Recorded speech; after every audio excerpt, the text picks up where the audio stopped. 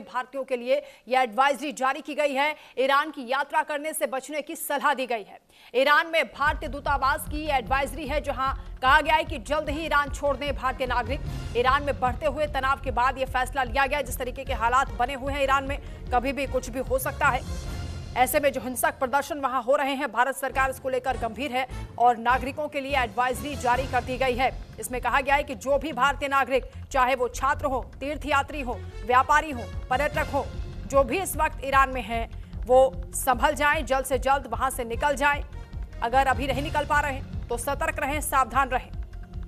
साथ में इस एडवाइजरी में यह भी कहा गया है कि यह सलाह 5 जनवरी की पिछली एडवाइजरी के आगे की कड़ी है और ईरान की बदलती हुई परिस्थितियों को देखते हुए यह सलाह दी गई है, एडवाइजरी जारी हुई है। भारतीयों को लेकर जिस तरीके से यहां पर यह एडवाइजरी जारी हुई है, एमईए की ओर से संवेदनशीलता बढ़ती जा रही है। आंचल यादव हमारे साथ जुड़ गई हैं। आंचल, ईरान में हालात बेहद नाजुक हैं इस वक्त और कभी भी कुछ भी हो सकता है। जिस तरीके से एक तरफ प्रदर्शन लगातार जारी है, अमेरिका की ओर से कहा जा रहा है, डोनाल्ड ट्रंप कह रहे हैं कि वो मदद पहुंचाने वाले हैं। किस रूप में मदद होगी? क्या कोई सैन्य कार्रवाई वहां पर होने वाली है या फिर कोई साइबर हमला होगा? अमेरिका क्या करने वाला है ये भी कोई नहीं जानता है। इसलिए बहुत जरूरी है कि जो लोग वहां पर रह रहे हैं उनकी सुरक्षा का ख्याल रखा जाए। भारत सरकार की ओर से इस बात को लेकर संवेदनशीलता दिखाई जा रही है और इसीलिए एडवाइजरी जारी हुई। क्या कुछ इस पर कहा गया है?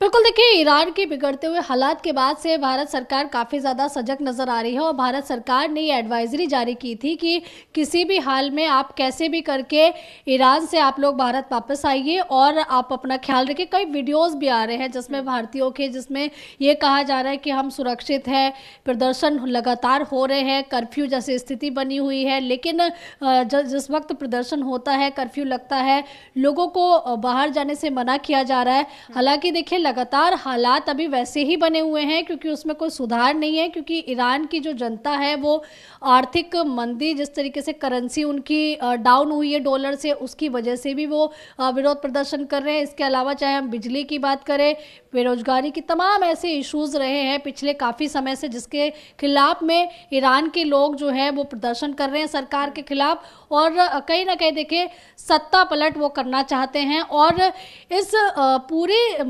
मामले को अगर हम देखें, क्योंकि जिस तरह से अमेरिका लगातार धमकी दे रहा है, बाकी देशों को भी कह रहा है कि ईरान के साथ व्यापार करोगे तो 25% टैरिफ देना पड़ेगा उस देश को, और इसके साथ ही हमला करने की धमकी भी अमेरिका लगातार ईरान को दे रहा है कि सैन्य हमला किया जाएगा। और क्या मतलब है ट्रंप की धमकियों के, और क्या दोनों देशों के बीच आने वाले समय में तनावपूर्ण स्थिति पैदा हो सकती है? चलिए, डिफेंस एक्सपर्ट पीके सहगल जी भी हमारे साथ में हैं। सर, ईरान और जिस तरीके से एक बेहद संवेदनशील स्थिति से गुजर रहा है, वहाँ के लोग अपनी ही सरकार के खिलाफ प्रदर्शन कर रहे हैं और ऐसे में डोनाल्ड ट्रंप हैं, लगातार सपोर्ट दे रहे हैं, उनका हौसला अफजाई कर रहे हैं और ये भी कह रहे हैं कि उन लोगों को मारा ना जाए, क्योंकि तकरीबन 2600 के करीब लोग देखिए अब तक मरे हैं। कैसे देख रहे हैं इस परिस्थिति को, कैसे निपटा जाएगा इससे? देखो, जहाँ तक डोनाल्ड ट्रंप का तल्लुक है, डोनाल्ड ट्रंप साफ तौर पे कह रहे हैं कि बड़े पैमाने पर उन लोगों की वो मदद करेंगे। वो साफ तौर पे चाहते हैं कि वहाँ की सरकार जो है उसका बदली किया जाए, क्योंकि सरकार जो बड़ी अनपॉपुलर है। पहले अगर आपको याद होगा कि 2017 में, 2018 में, 2019 में, 2022 में इसी माफिक विद्रोह हुए। 2022 में एक माशा अमीनी लड़की थी जो टर्किश वुमन थी, उसने अपने बालों को एक्सपोज किया, उसकी वजह से उसको जेल में डाला और उसको बाद में जेल में उसकी मृत्यु हो गई, जिससे बहुत बड़ा बवाल उठा। 550 लोग वहाँ तभी भी मारे गए और लगभग 10,000 को गिरफ्तार किया था। अभी इस आंदोलन में 3,428 लोग आज तक मर चुके हैं और वैसे आंकड़ा कहा जा रहा है कि 10 से 12,000 भी हो सकते हैं मरने वालों, और 10,000 से ज़्यादा को डिटेन किया हुआ है, वो भी शायद इंजर्ड है। हॉस्पिटल साफ तौर पे कह रहे हैं इतने बड़े पैमाने पे डेड बॉडीज आ रही हैं कि उनको ऑपरेट करना भी ऑलमोस्ट मुश्किल है। जितने लोगों को मारा गया है उनकी गोली लगाई है उनके सिर में, उनके दिल में और उनकी आंख में, यानी दूसरे लफ्ज़ों में फायरिंग की जा रही है व्यू टू किल, ताकि लोगों में बड़ा खौफ पहुँचे। और जहाँ तक वहाँ की हुकूमत है वो कह रही है एवरीथिंग इज़ ऑल राइट, आप किसी प्रकार से दखल अंदाजी मत कीजिए। लेकिन ट्रंप ने साफ तौर पे कहा है 3 बारी। पहले उसने कहा कि we are locked and loaded, मतलब हम हर प्रकार से तैयार हैं इस विद्रोह को रोकने के लिए। दूसरी बार उन्होंने फिर कहा कि अगर आपने प्रदर्शनकारियों के ऊपर गोली चलाई तो हम आपको ऐसी सजा देंगे जिसका आपको अंजाम भी नहीं। फिर 2 दिन के बाद उन्होंने कहा कि ये लड़ाई जो है फ्रीडम की लड़ाई है, आज़ादी मांग रहे हैं। और इसमें उन्होंने लोगों को कहा कि आप गवर्नमेंट बिल्डिंग्स हैं और गवर्नमेंट इंस्टीट्यूशंस के ऊपर कब्जा कीजिए, और कहा कि help is on the way. यानी दूसरे लफ्ज़ों में बहुत क्लियर इशारा दिया गया है। लेकिन अगर याद रहे कि ईरान जो है वो वेनेजुएला नहीं है। ईरान एक बहुत ताकतवर देश है। 12 दिन की पहले लड़ाई हुई थी जिसमें ईरान को काफ़ी नुकसान पहुंचा था, लेकिन ये नुकसान को पूरा उन्होंने मेकअप कर लिया है। रशिया ने उनको हाइपरसोनिक मिसाइल दी है।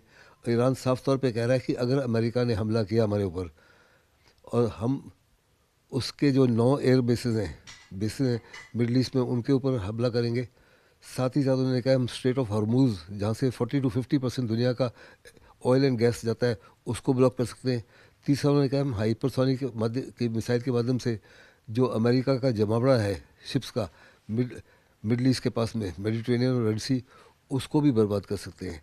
और ईरान ने अभी इस समय अपनी पूरी एयर स्पेस को बंद कर दिया है, क्योंकि उनको साफ तौर पर लगता है कि अगले 1 या 2 दिन के अंदर कुछ बड़ी कार्रवाई हो सकती है अमेरिका की तरफ से और इसराइल की तरफ से, और हो सकता है ब्रिटेन भी साथ में ज्वाइन करे। भारत के लिए कितनी बड़ी चुनौती है ये परिस्थिति ईरान के साथ में अभी जो है, क्योंकि अमेरिका का पूरा सपोर्ट मिल रहा है। इजराइल देखिए हमारा भी मित्र देश है, और ऐसे में अगर ईरान और बिल्कुल इजराइल में आंचल, किस तरीके से अमेरिका कोई एक्शन ले सकता है, इस पर बातचीत कर रहे थे।